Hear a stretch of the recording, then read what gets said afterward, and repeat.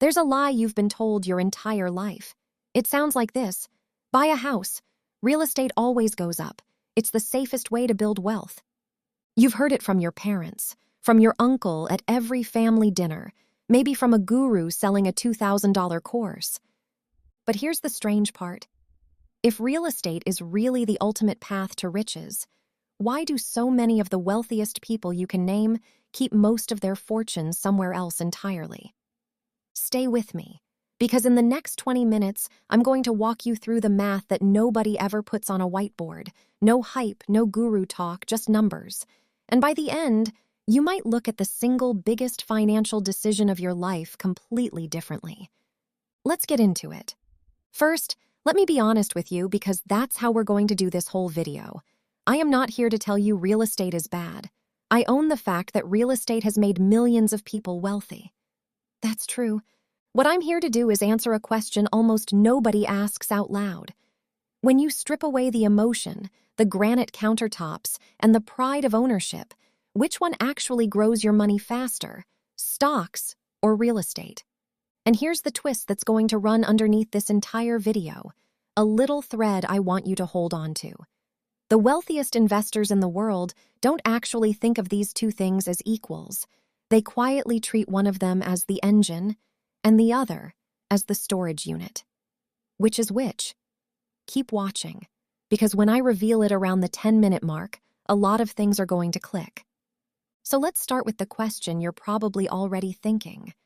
But wait, you're thinking, real estate always goes up, right? My grandparents bought their house for $20,000 and now it's worth $400,000. Okay, let's actually run that. Say your grandparents bought that house in the early 1970s, $20,000, turning into $400,000 today. That sounds absolutely incredible. A 20x return. Life-changing, right? Here's the part nobody does the math on. Spread across roughly 50 years, that amazing return works out to about 6% per year. And that's before you subtract inflation, property taxes, insurance, a new roof, 2 furnaces, decades of repairs, and the interest they paid the bank. Now hold that 6% in your mind, because here's the comparison. Over that same long stretch of history, the U.S. stock market, measured by the S&P 500, which is simply the 500 biggest American companies, has averaged around 10% per year with dividends reinvested. 6 versus 10. Doesn't sound like much, does it? So let me show you why that tiny gap is the most expensive 4% you will ever ignore. Because of compounding, money growing at 10% doesn't just beat money growing at 6%, it laps it. There's a shortcut called the Rule of 72. You divide 72 by your return to see how many years it takes your money to double. At 6%, your money doubles about every 12 years. At 10%, it doubles about every 7. Over a lifetime, the 10% investor gets several extra doublings the real estate owner never sees. Put $10,000 in each, give it 40 years. The 6% house-style return grows to around $100,000. The 10% stock-style return grows to over $450,000. Same starting money, same patience, 4.5 times the result. And we haven't even talked about the hidden costs yet. That's coming, and it's brutal. Now, if you know anything about real estate, you're about to shout at your screen. You're forgetting leverage. And you know what? You'd be right to. This is real estate's single most powerful weapon, so let me give it its full credit. Because I promised you honesty. Here's how leverage works. When you buy a $200,000 house, you don't put down $200,000. You might put down $40,000, 20%, and the bank hands you the other $160,000. But here's the magic. When that house goes up 10%, it doesn't go up 10% on your $40,000. It goes up 10% on the whole $200,000. That's $20,000 of gain. On a $40,000 investment, that's a 50% return in 1 year. The bank took the risk with you, but you keep the reward. That right there is why real estate has built so many fortunes. Leverage turns a slow 6% asset into something that can outrun stocks. I'm not going to pretend otherwise, so game over, real estate wins? Not so fast.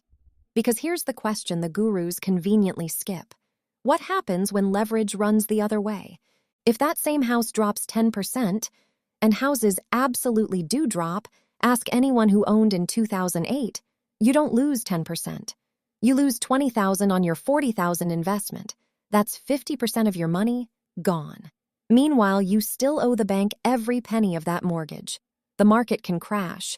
Your loan payment does not care. Leverage is a magnifying glass. It makes your wins bigger and your losses bigger. And here's the thing most people never realize. You can leverage stocks too. Investors do it all the time. Most simply choose not to because they understand a magnifying glass can start a fire. So let's call this round a draw. Leverage is real, it's powerful, and it's a double-edged sword. Which brings us to the factor that quietly decides the whole fight. And it's the one thing rich people obsess over that regular people never think about. Remember that thread I told you to hold on to? The engine versus the storage unit? Here it is. Ask yourself, what is the actual difference between a millionaire and a billionaire? It's almost never the house. It's what they own on paper. It's equity, ownership in businesses. Think about the richest people whose names you already know. The founder of Amazon, the founder of Tesla, the person who built Microsoft. Are they rich because of their houses? No. They are staggeringly wealthy because they own stock, shares of companies that compound year after year while they sleep. And here's the one I want you to really sit with. Warren Buffett, arguably the greatest investor who has ever lived. Do you know where he lives? The same modest house in Omaha, Nebraska that he bought back in 1958 for around $31,000. He never traded up to a mansion. Why? Because he understood something early that most people never grasp. A house is where your money goes to sit still, but a business, a stock, is where your money goes to work. He put his dollars into ownership of great companies, let them compound for decades, and became one of the wealthiest humans on earth. Not through real estate, through equity. So here's the uncomfortable question. If the smartest money on the planet compounds through ownership of businesses, why were you taught that a house is the goal? The answer is kind of beautiful and kind of sad. A house is something you can see. You can touch the walls. You can invite people over. It feels safe. Stocks feel abstract, just numbers on a screen that go up and down and give you a heart attack. So regular people chase the thing that feels safe, and wealthy people chase the thing that actually compounds. That emotional gap, comfort versus math, is the real reason these two groups end up in completely different places. There's an author, Robert Kiyosaki, who wrote a famous book called Rich Dad, Poor Dad, and he popularized one idea that made a lot of people furious. Your own home, the one you live in, is not really an asset because it takes money out of your pocket every single month instead of putting money in. Whether you agree with him or not, notice the mindset. The wealthy ask one question about every dollar. Is this putting money into my pocket or taking it out? And that question changes everything. Now, let me show you exactly how much a house quietly takes out of your pocket. This is the part that made me change my own strategy. When someone tells you their house went up $100,000, here's what they conveniently forget to subtract. Let's start with the friction. To buy a house, you pay closing costs, often 2 to 5% right off the top. To sell it, you typically hand a real estate agent 5 to 6% of the entire sale price. On a $400,000 home, that commission alone can be $24,000 gone just to change owners. Now compare that to buying an index fund. In today's world, the fee to buy the entire stock market is close to zero. You can own a piece of 500 companies for the price of a cup of coffee and sell it in 3 seconds from your phone for basically nothing.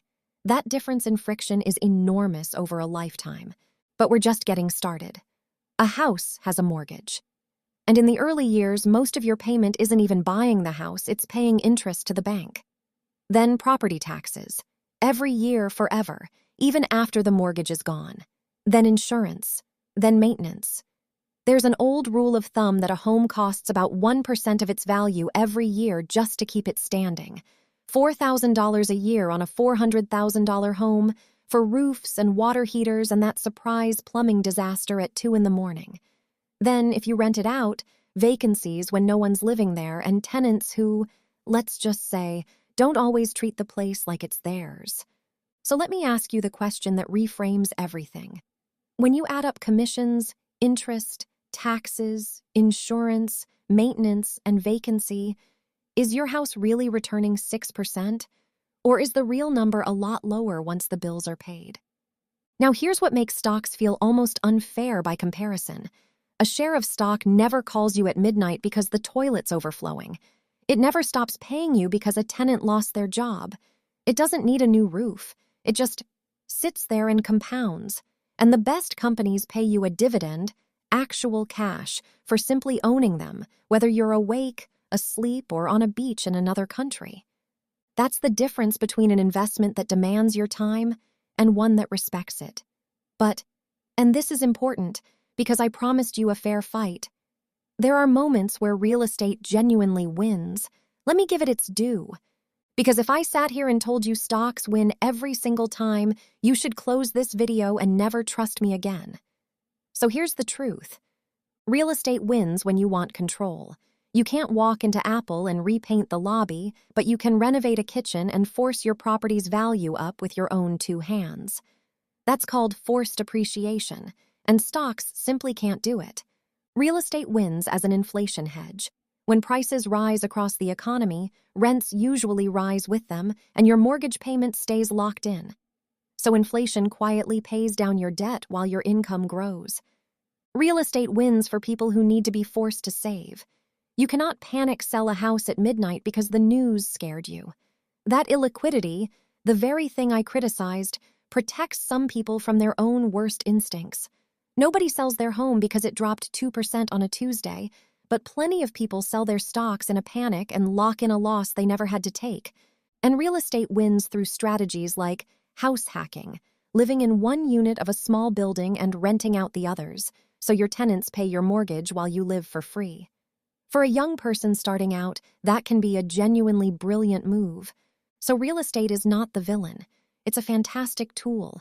In the right hands, for the right person, at the right time. The mistake is believing it's the only tool, or the best one for everyone. So how do you actually decide what's right for you? Let's make this practical. Here's the framework I'd want a younger version of myself to hear. First, ask yourself honestly, how much time do you actually have? If you want your money to grow while you focus on your career, your family, your life, stocks are passive by nature. If you genuinely enjoy the hands-on game of properties, tenants, and renovations, real estate can reward that effort. One is an investment. The other, for most people, is a part-time job. Neither is wrong, but be honest about which one you signed up for. Second, don't confuse your home with an investment. The house you live in is a lifestyle choice, and that's completely okay. Buy the home because you love it and it fits your life, not because you're convinced it's a money machine. Just don't let it become the entire plan. Third, and this is the one the wealthy actually live by, you don't have to choose. This was never really stocks versus real estate. The richest people own both. They use stocks as the engine that quietly compounds in the background, and real estate as one powerful tool inside a much bigger machine. The word that matters isn't or, it's and. And if you're just starting with nothing, history has a pretty clear suggestion: a simple, low-cost index fund, the kind of everything-in-one-basket investing that a man named Jack Bogle basically gave to ordinary people, lets you own a slice of the entire economy, starting with almost no money, no tenants, and no midnight phone calls. That's about as close to set it and forget it as building wealth gets.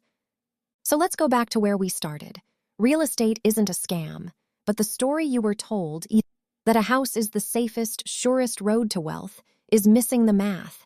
And once you've seen the math, you can't unsee it, the engine and the storage unit. Now you know which is which. The wealthy aren't smarter than you. They just asked a better question, not which one feels safe, but which one actually compounds.